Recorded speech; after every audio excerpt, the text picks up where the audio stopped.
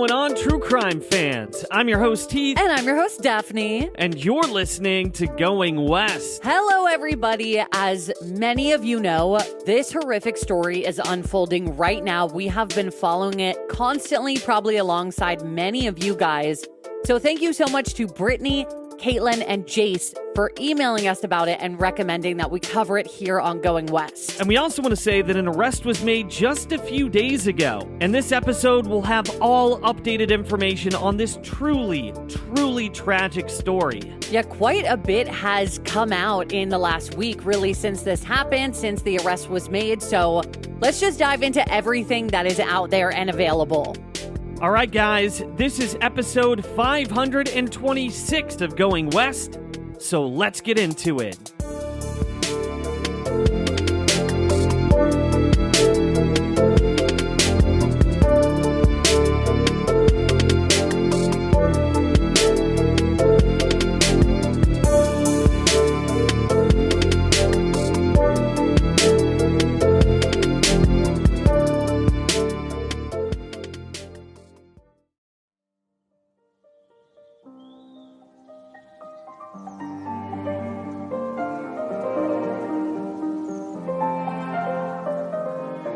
Police are on the hunt for the killer in the Devil's Den double homicide. Manhunt for the suspect accused of murdering a couple on a popular hiking trail outside of Fayetteville, Arkansas.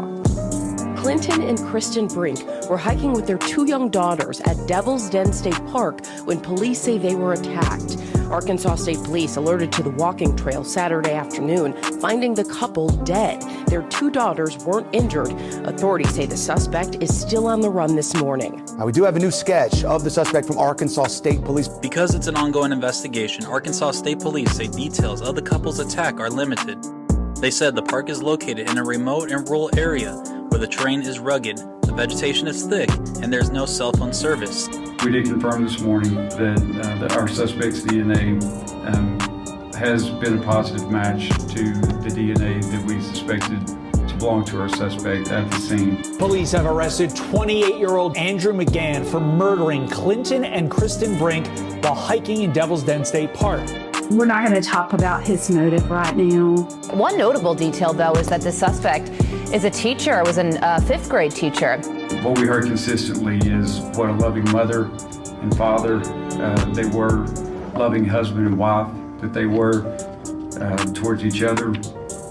They absolutely protected those girls to their fullest extent, to the point that it cost them their lives.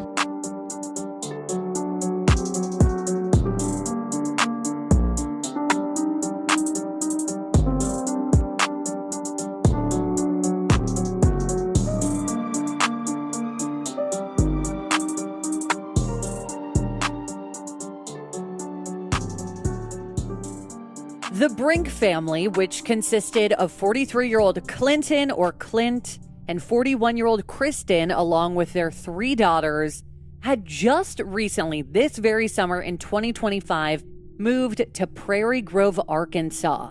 And they had actually moved quite a bit during their long relationship, having both grown up in San Bernardino, California. There, Clint attended Foothill High School, whereas Cristen, originally Kristen Trent, attended Liberty High School nearby and was a standout volleyball player there. And Cristen was actually so good at volleyball that she continued to lead her team to victory at Cal State University right there in San Bernardino for college.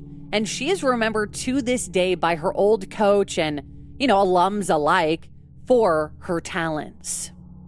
Now, the couple got engaged on the 4th of July in 2013 and were married just over a year later on September 7th, 2014. We know that they spent some time in Montana because Cristen also attended Miles Community College in Miles City, Montana. And an old friend said that both Clint and Cristen were on a recreational volleyball team there, there in Montana, and that they'd set up a net in their local park and kind of encourage others to play with them. They were just very neighborly like that. That same friend, Danica Harrell, said of Clint and Cristen, quote, "They were selfless and unconditional with their love and support for their friends." So in Montana, Cristen worked as a nurse, but then the couple moved to North Dakota for a spell, then South Dakota, where they both actually worked in the medical field. Cristen was a floor nurse and Clint was a nurse aide in Rapid City. Their ex-colleague explained, quote, Clint's oldest daughter recently was married and I know they wanted to be closer to family. They didn't have family out here in Rapid. And this quote mostly talks about their eventual move to Arkansas, which we will get into in a second. But I also want to add that nothing has yet been released about their eldest daughter. And if she was from a previous relationship of Clint's, it does seem like she was, especially because she said Clint's daughter and not their daughter. Right. So I just want to clear that up, that we don't have that information right now. But anyway, this ex-colleague added, quote, their love for their girls and each other was undeniable. What I saw on a day-to-day basis was the heartfelt compassion they each poured into every patient they cared for. This is what made it easy to like them and want to get to know more about them. They really were genuinely good-hearted people and had such a strong faith and deep love for each other. So it seems that, at least for the time being, Clint was leaving his nursing career to become a milk delivery driver in Fayetteville, Arkansas, for a company called Highland Dairy, which is actually a job that he had had previously for Highland Dairy's parent company years earlier, along with being a floor hand for a drilling company. So Clint was very versed in many different jobs here. For this job, which he was about to start 2 days after his murder, and to be closer to family, the Brinks settled into a home in nearby Prairie Grove this past July in 2025.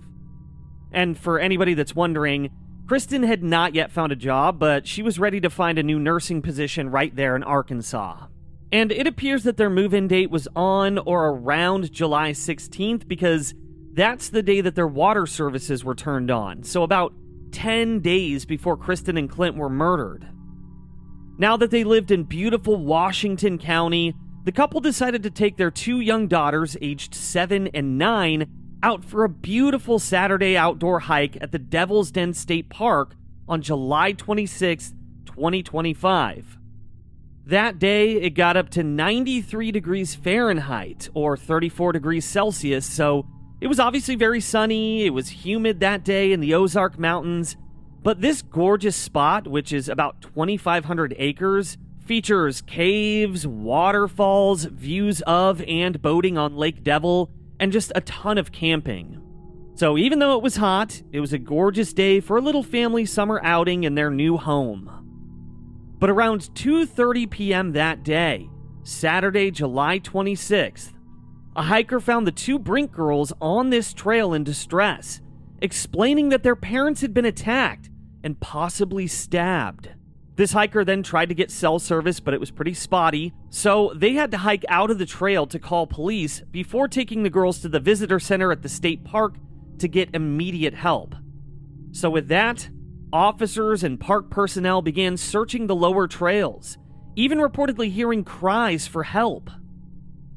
Within an hour, they found a trail of blood leading from the crime scene, leading them right to the bodies of 43-year-old Clint and 41-year-old Cristen, which were located in a heavily wooded area of the park by Arkansas State Police.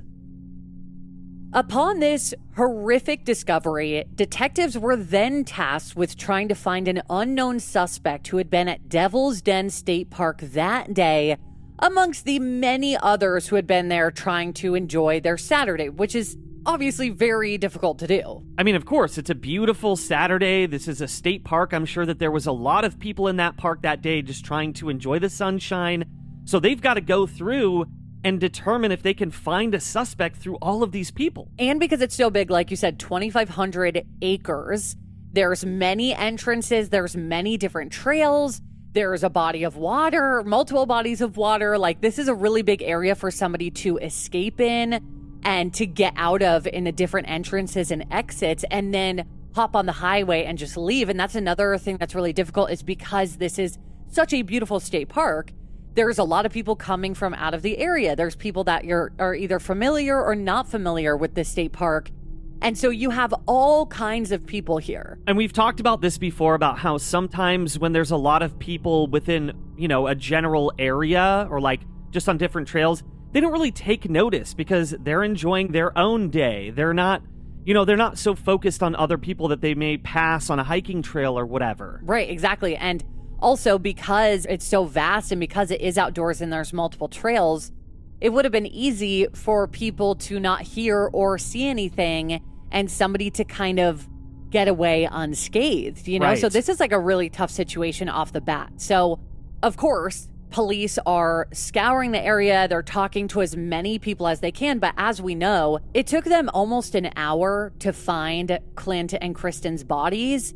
And also, as Heath just said, that there were cries for help. So even amongst the cries for help, nobody had located them and stayed with the bodies and called police and said, here's where I am, which wouldn't really help because like, oh, I'm by this tree on the trail. Like it would be hard to find them anyway. But that kind of proves that there was no one around to see this happen, but also that there was a big window of time for somebody to escape before police even knew exactly where to look for the perpetrator. Exactly. And places like this are a breeding ground for killers because of that exact scenario. You can be very secluded. Even though it's a state park, it's very big.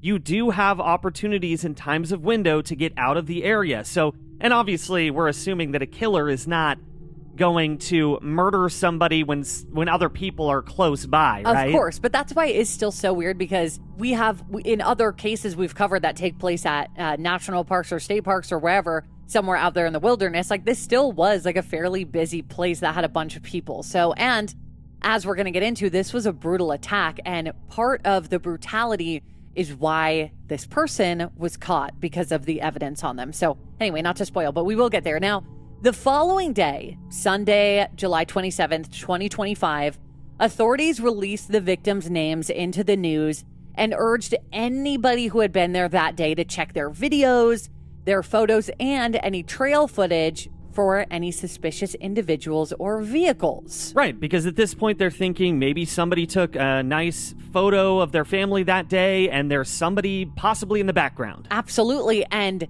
because nobody had actually seen the attack occur, this is the best chance that they have of getting something back. But that, again, is part of the issue. There were probably so many people that went there that day and then left and drove back home to a different state or, let's be honest, this has been a huge story. So I feel like most people in this country right now know about it. So luckily with all the media attention that helped get the news to everybody and many, many people that had been there to say, oh shoot, let me look through the footage that I took that day. But because there's still an investigation going on here, it is very important to share this episode, share the story so that if somebody was there that day, maybe police can have a little bit more information about this person that we're going to talk about here soon. Now, right now, it has not been released if the girls, remember their daughters who were 9 and 7, were able to give a description of the attacker, but there were some hikers that gave a similar description of a man who was near the area that the murders took place on that afternoon, noting that this man was alone. Some even said they saw a man with blood on his face get into a black Kia Stinger sedan. So that's what I meant, because the attack was brutal. This guy got blood on his face and multiple people noticed, there was this, because that's not normal. You know, even though you're outdoors and you could have fallen, someone's going to take note if a dude walks by them with blood on his face. Yeah, that's just not like a typical normal thing to see. Well, also, another really suspicious thing going back to this vehicle, the black Kia Stinger, it had part of its license plate covered with tape. Okay, so that's not suspicious at all. Yeah, I mean, that's literally illegal. You're not allowed to cover your license plate. So already it's like, why are you trying to do that? Is it because you committed a crime and you know it and you're trying to make sure that your car cannot be tracked? Because that is what it's giving. But police did have a partial plate, and they also were able to create a composite sketch based on the multiple eyewitnesses that day that saw that man hiking alone with blood on his face. So we will post that on our socials as well.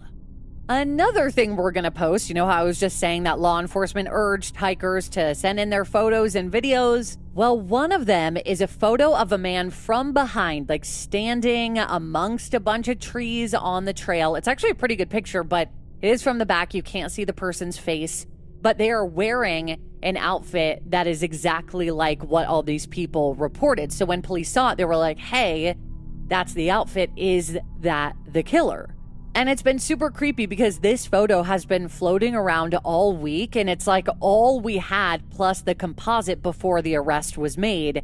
And you cannot glean really anything from this picture of this guy. Yeah, it's kind of wild. People were waiting on, pins and needles to find out if this photo was the perpetrator that police were looking for this entire week. And you just want them to turn around so bad. So then they're looking for the photos, trying to find that person from a different angle. But as far as we know, they didn't have that. But here is what the official Arkansas government website released alongside this image on Tuesday, July 29th. Quote, Arkansas State Police investigators have released a new photo to accompany a previously released composite sketch of a man they are seeking to identify for questioning in connection with the double homicide that occurred on Saturday, July 26th, 2025 at Devil's Den State Park. Clinton David Brink, 43, and Kristen Amanda Brink, 41, were fatally attacked while hiking with their two daughters, who were unharmed and are now safe with family. The wanted man is described as a white male of medium build, last seen wearing a long-sleeved shirt with sleeves rolled up, dark pants, a dark baseball cap, and sunglasses. He was carrying a black backpack, wearing fingerless gloves, and may have sustained an injury during the attack. Witnesses observed him leaving the area in a black four-door sedan with its license plate obscured by tape, traveling towards State Highway 170 and State Highway 220.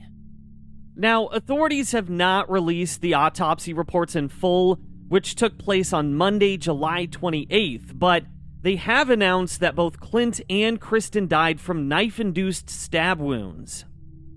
It appears that Clint was attacked and stabbed first, whereas Kristen was able to flee with their daughters and get them away from this crazed madman. But, as the loving wife that she was, authorities do believe that she returned to help Clint and then was subsequently attacked by this same man. From the jump, police believe that it seemed like this was a completely random attack, that they were in the wrong place at the wrong time. Because, of course, they already didn't have any enemies, but they had also just moved there and they were with their daughters, so it just seemed like, why would somebody do this? Yeah, I mean, they're amiable people. They didn't tiff or get into fights with anybody. And like we're saying, they were having a nice family day together. I mean, it's an insane thought that any one person attacked a family of four in public as it is. Like, I'm honestly shocked this happened. I think it's why this story has taken off the way it has. Other than, of course, their daughters being there to witness it, but just how truly unlikely of a situation this is. I mean, your brain immediately goes to, no one in their right mind would do this. Well, of course, we're trying to figure out a motive here. Like, why would this person do this? And how? But it's so risky because, like we're saying, there's other people hiking that day. Yes, it's a vast area, but what? Like, what? It's insane. No, it is absolutely crazy, and it does seem like there has to be a motive here, right? But we will get into that in a little bit. So, of course, police approached this entire thing as a random killing. But concrete answers would come sooner than most would imagine, proving their suspicions to be correct. There was DNA found at the scene of the crime on that Devil's Den trail. So little did the killer know, investigators were working quickly to get this tested. And on Wednesday, July 30th, just 4 days after the murders occurred, they arrested a 28-year-old man named Andrew James McGann.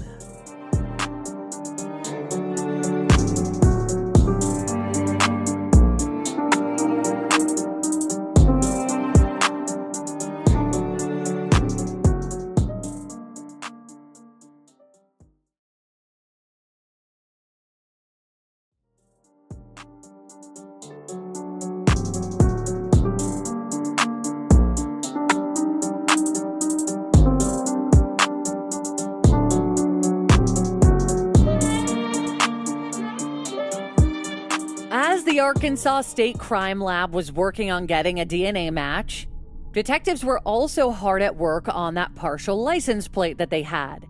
And this is what led them to Andrew James McGann, who had no prior criminal history, by the way. So they actually found this guy before the DNA match was made, and guess where they found him? In a hair salon. Yeah, what is he doing in a hair salon? Well, you could probably guess. Getting a freaking cut.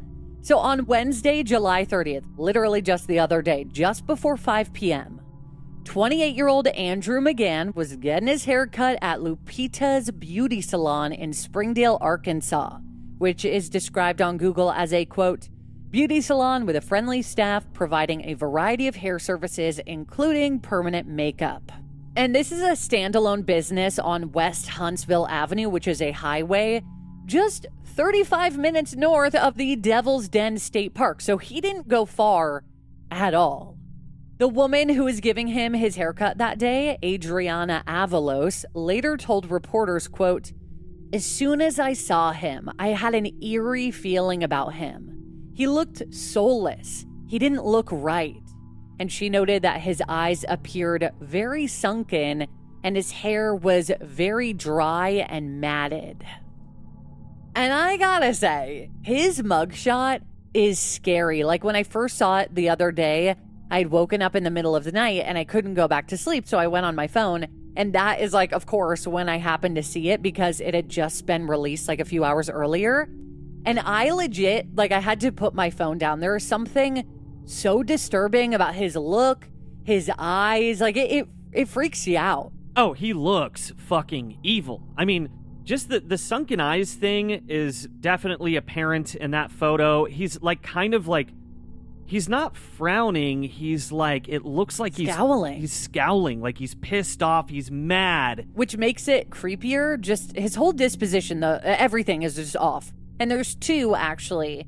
His hair looks really different. One of them, his hair is like curly. The other one, it's a little straighter and looks more matted. But we'll post both. I mean, they're both really unsettling. Well, tell us exactly how this whole thing went down and how police were able to find Andrew McGann at this salon. Okay, so first, when he came in, like everybody at the salon agrees that, you know, basically with what Adriana said, because they all noticed his very strange behavior and vibes from the get-go. Some examples. When he came in, Andrew refused to sign into the salon's walk-in wait list, even though he was a walk-in. And he acted very rude and just off to the staff upon entry. And while he waited, he spoke very little.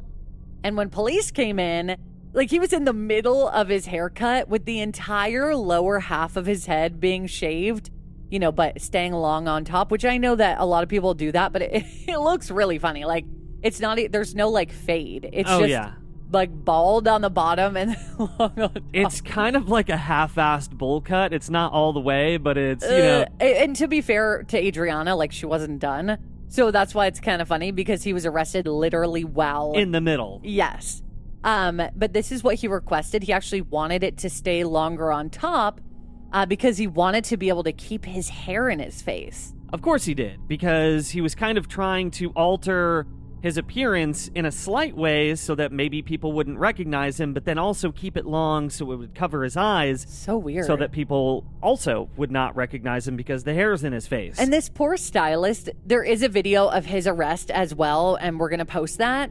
It's like from the security footage from the salon. And they're cuffing him. He's staying very calm. He spoke very little to police as well. And she's like scurrying to a different part of the salon. She's probably so freaked out and confused because she doesn't know what he's being arrested for yet. Like, what a wild day at work. Yeah, she's just cutting somebody's hair, and then all of a sudden the police are swarming the place and they're putting a guy in handcuffs. Yeah, and cutting somebody's hair who's being arrested that she already thought was really off. And she's like, damn, I was right. Like, something's wrong with this guy.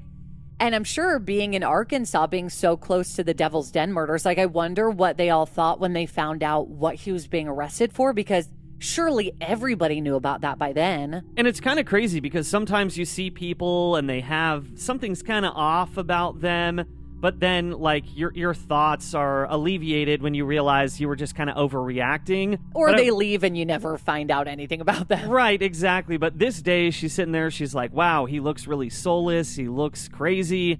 She's cutting his hair, and then all of a sudden... Can't wait for him to leave my chair. Yeah, and then all of a sudden, she's proven right.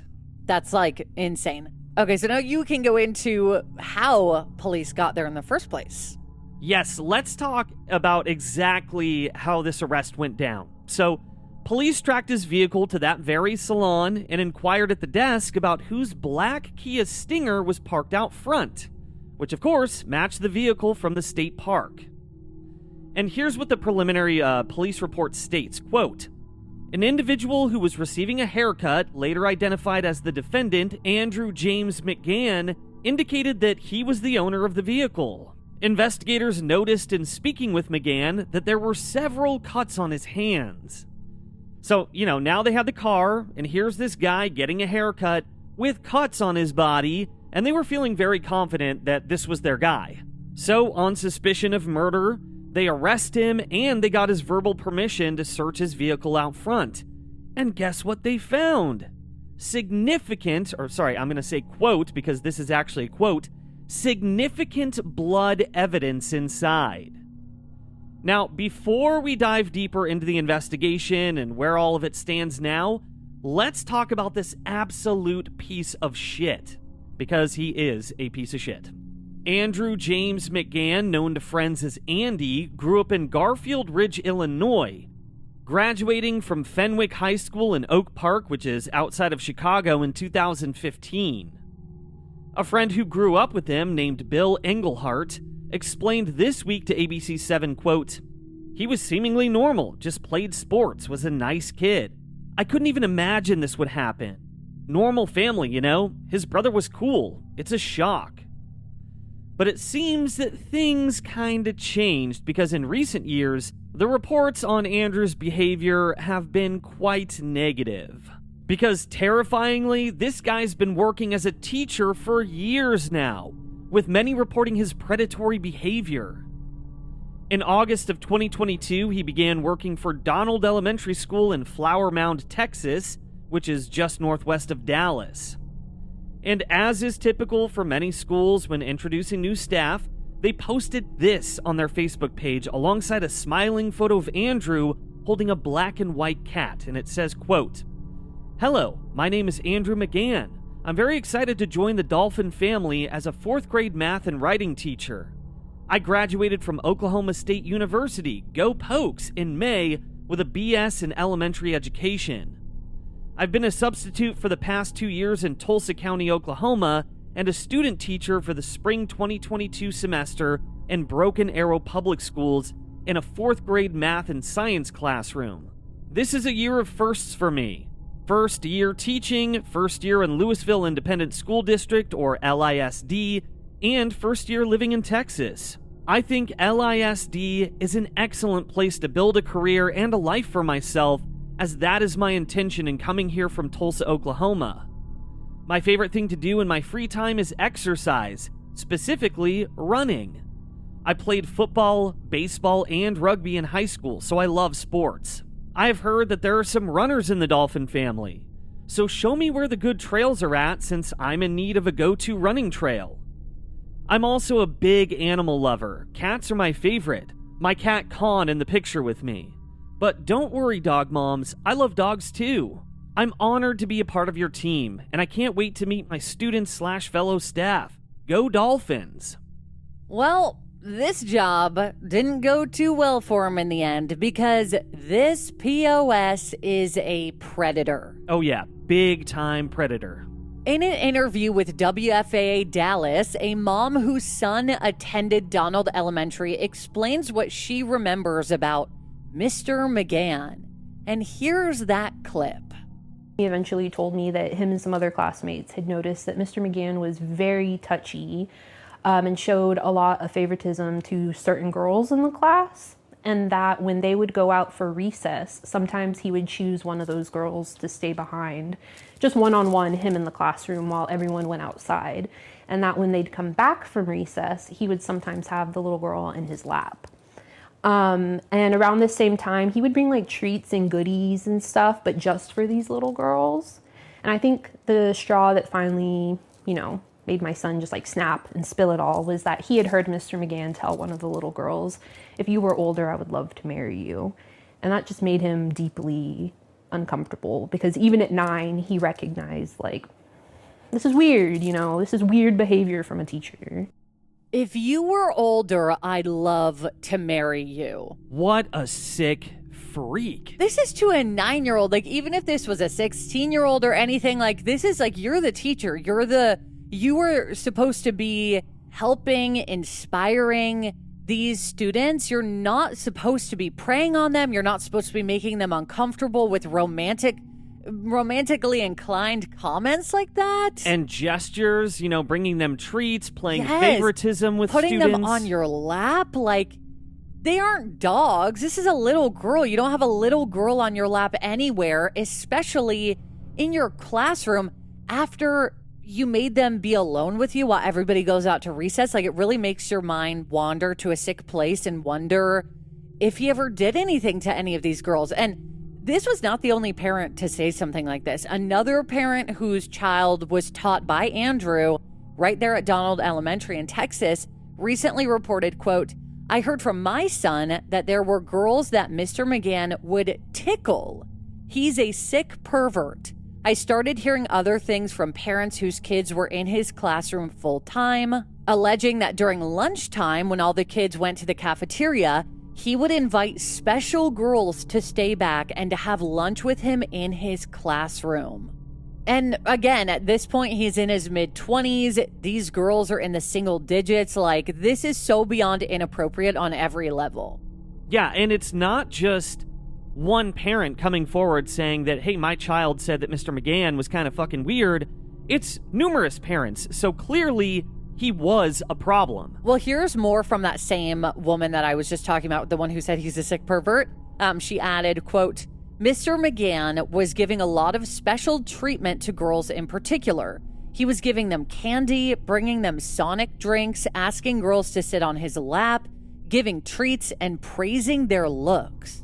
So, like, if multiple other kids are noticing this same behavior of the treats, the sitting on the lap, the compliments, like, he's doing this in front of other students that were so, even little boys that are so uncomfortable by just witnessing this that they go home and tell their parents. Now, this behavior actually was reported to the school. We aren't sure if it was by this mother or another one, but Andrew McGann, while in his first official teaching job in that first year, was placed on leave over concerns of, quote, professional judgment and classroom management and student favoritism. But no criminal charges were filed against him for any type of inappropriate behavior with the children of his 4th grade class or any other classes. But this was actually a voluntary leave. Like, Andrew himself resigned in May of 2023, and I imagine they were like, hey, we urge you to resign, but they didn't fire him. That's kind of what I was thinking, is that they said, hey, we've got reports that you're being really weird and creepy and you're doing some inappropriate things. It's up to you. You can either voluntarily leave and then possibly be able to get work somewhere else, or we're going to fire you, and then that's going to look really bad. But that looks bad on the school, because they should have fired him. That should have been a mark on his record. But he was able to teach again after that. Well, and the school said that, like, of course, in the wake of this news, there's so many parents who are looking back and they were outraged, and they said, hey, this guy taught my child.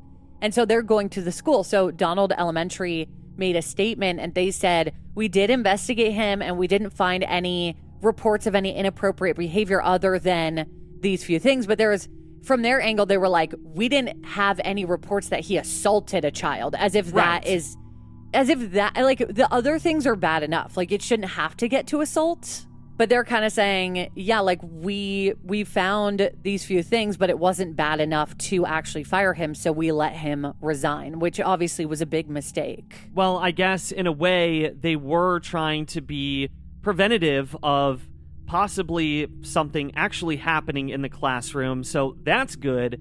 But I just think, if they would have fired him, like I said, it would have been a mark on his record as a teacher. Right. Well, that's the problem is go to a different school. Okay, well, now you're letting him potentially assault somebody at a different school. Right, because I'm saying if he goes to another school, they're going to look at his past record at, the Donald Elementary School, and they're going to go, well, you didn't get fired, so there's nothing, we don't see anything wrong, so we'll just hire you. Which is why it's so important to have actual reports of things so that people who are doing bad things can get in trouble. Completely agree. So it makes complete sense that another parent recently told reporters, quote, everything just kind of got swept under the rug.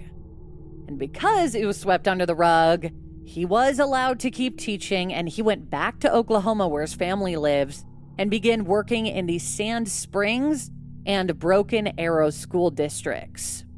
Now there, no activity was officially reported, and not that we can really trust that means he was behaving, right? But many parents are looking back right now to their time with him and reporting his behavior with students as, quote, eerie. Right, so they're trying to kind of catch up now that they know that this guy is weird and a murderer. They're like, well, were there any signs? Was there anything that I remember from that time? One student told 2 News Oklahoma, quote, the first time he came to our school, my friend for some reason told me she had a bad feeling about him. And apparently she said this because he was very quiet generally and was known to stare at students, which is a behavior that many described as off. Another female student said, quote, he just let us play on our computers and he would stare at us a lot. Ew, God, so creepy. He's just like, do whatever you want, and then he's just sitting behind his desk, staring at children. Horrible. Well, in May of 2025, Andrew resigned from his teaching position of 2 years in Oklahoma, which I really wonder why he did that, if he wanted a change of scenery or if he did something that he was trying to get away from. Well, obviously we can't be exactly sure why Andrew left the state of Oklahoma just yet, but just like Clint Brink, Andrew was also about to start a new job, but coming this fall in Arkansas. In May of 2025, 28-year-old Andrew moved to Springdale, which is the same small city that he was arrested in, because he got a job as a 3rd grade teacher at Bayari Elementary School in the Springdale Public School District. So it's like he committed these murders and then he went back to Springdale, 35 minutes away, and he was just going to kind of hope that it went away. Yeah, he was hoping that by fall, he was going to be back in the classroom teaching 3rd graders. Which is why I wonder, how many things he has done and gotten away with, because obviously he probably thought he was going to get away with these murders of Clint and Cristen. Well, here's a post that Bayari Elementary School made on their Facebook page on June 12th, 2025. It says, quote, our 3rd grade team has a new addition too. Help us welcome Mr. McGann. And then here is Andrew talking. He says, hello, my name is Drew McGann. I'm thrilled to be part of the Bayari team this year as a 3rd grade teacher. I have 3 years of certified teaching experience and a Bachelor of Science in Elementary Education from Oklahoma State University. In my free time, I love going to concerts with friends, working out, and being outdoors. I look forward to being an asset to the Bayari family this year and living in the gorgeous state of Arkansas. So now that we know he loved the outdoors and enjoyed trail runs, it kind of makes complete sense why he was at Devil's Den on July 26th. And I just have to wonder if this was premeditated in some way. We know he had a knife on him. It has not been released what kind of knife it was, if it was like a survival knife that you keep on you when you hike or what. But we know as well that he had his license plate partially covered with tape. So it's hard for me to imagine that he didn't plan this in some way enough to have the foresight to cover up your plate. Well, here's the other thing about that. He's wearing shades. He's wearing a hat, which is fine. People do that. It's sunny. It's the summer. Yeah. But then he's wearing fingerless gloves. He's carrying a backpack. You know what I'm saying? He's alone. Yeah. So it feels like he went there that day for a purpose. Yeah, it does. I mean, that really all ties in to motive, why he committed the killings. Did he want to kill somebody, or was there a reason that he chose Clint and Cristen that day? And I know this sounds like a horrible place for all of our minds to go to, but the fact that he was, an elementary school teacher, he sees this couple with their 2 7 and 9-year-old daughters. That's that age he seems to like. That exactly. So he's on this trail. Was he out there looking for a younger girl? I mean, obviously it's hard to say because we really don't know what the motive was, but just knowing that he had this creepy past leads us down a very dark path in our minds. It's impossible not to go there, though, just based on what all these parents are saying and his potential sick interest in little girls. And so did he see them hiking? Maybe he followed them. Maybe he ran into them and he wanted to kind of take his chances on abducting one of them. Like, it's hard not to wonder that. Yeah, and we also have to go back to, the fact that Cristen was trying to get the girls away from the situation that was unfolding while Clint was being murdered.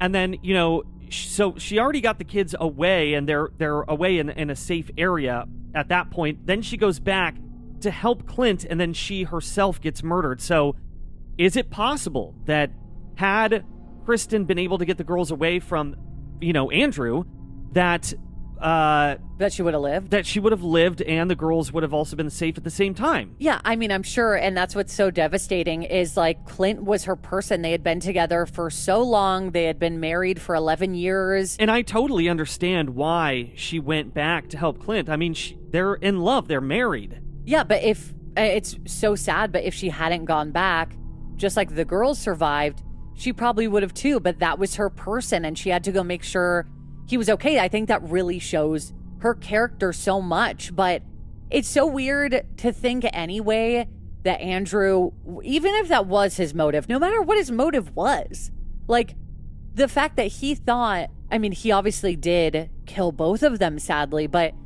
how was he so confident that he could kill 2 adults?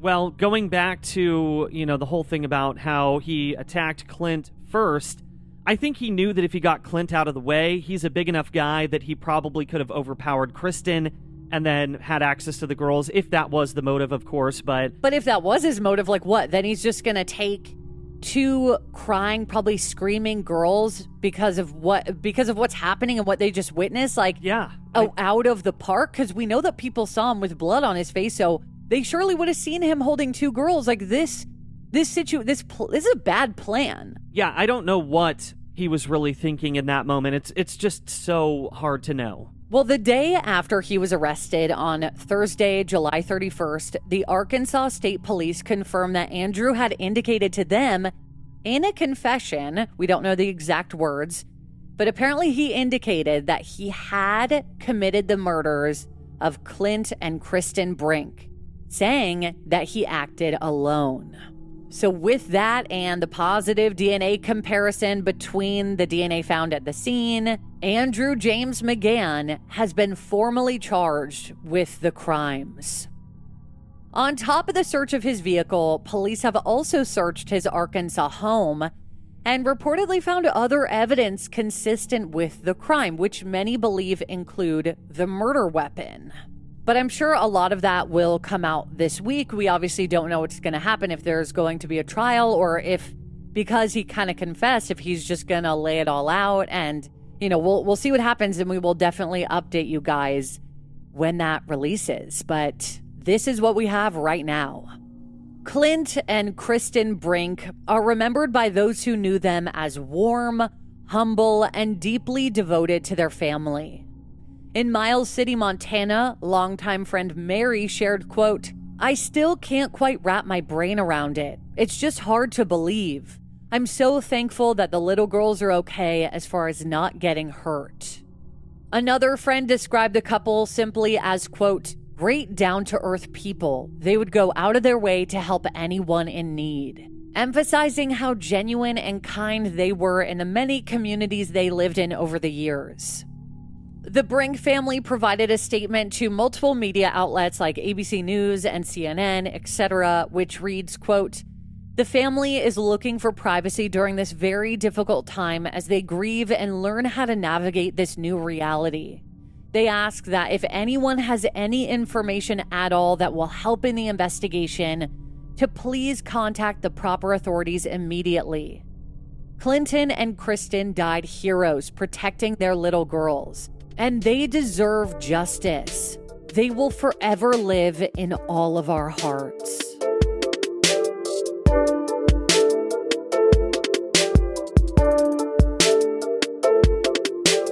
Thank you so much, everybody, for listening to this episode of Going West. Yes, thank you guys so much for listening to this episode. Our hearts really go out to the family of the Brinks and the friends of the Brinks. I mean, what a tragedy. What a senseless tragedy. If you do want to see photos from this case, head on over to our socials. We're going to post that composite sketch and photos of James McGann and the two lovely people who were murdered for absolutely no reason. Instagram at Going West Podcast, and we're also on Facebook. If you guys do happen to have any information, please call the Washington County Sheriff's Office at 501-618-TIPS. You can also submit through their website. Just look up Washington County Sheriff's Office Devil's Den Tips on Google, and that link will come up. Thank you guys so much for tuning into this one. Again, thank you to everybody who emailed in about this. We will definitely stay on top of this, and we will see you again on Friday. All right, guys. So for everybody out there in the world, don't be a stranger.